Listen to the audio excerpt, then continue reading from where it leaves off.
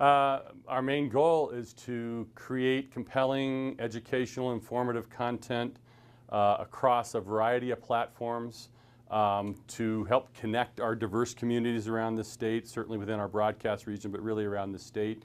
Connect them and inform them and engage them in pretty much any platform that's available to us in the electronic world. That's kind of our mission. That's a paraphrase of our mission statement for those who look it up. Okay, we're a PBS affiliate.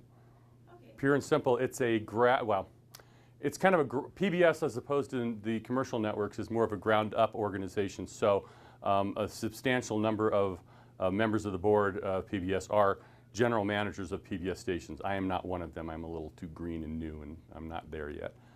But general managers in television stations have a much greater role in PBS, the national PBS, than you might see at a commercial affiliate. So it's a membership organization.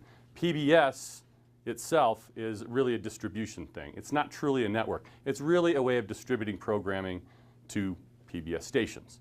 All right, so they aggregate it. They have a role in creating some of it, like sometimes they're funding, but really their role is to pull this programming in from a variety of sources. WGBH in Boston is a PBS station.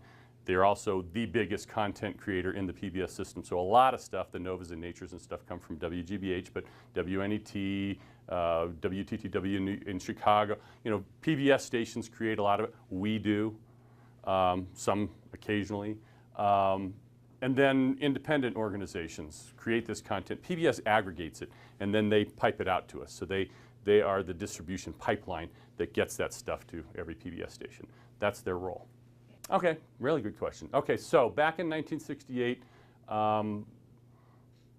somebody, and I'm not sure who, had this license to this station. And I believe at that time it was both APS and UNM. I think they had applied for it back around 1957, 58. But the documentation we have goes back to 1968, where the two of them got together and formed the Joint Powers Agreement, which is our present-day governing document.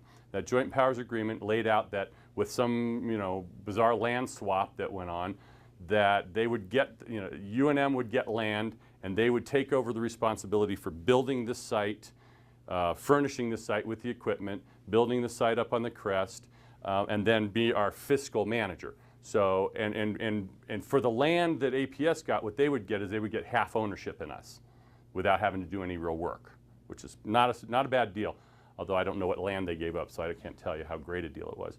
So that's how that structure came. So in 1968, and it was amended slightly in 1978 to create the board structure that we now have. But that document basically said, UNM is our fiscal agent. They operate us. We're UNM employees. We're a department of UNM. Okay, we report to UNM, but APS owns half of our assets and has 3 of the 7 seats on the board.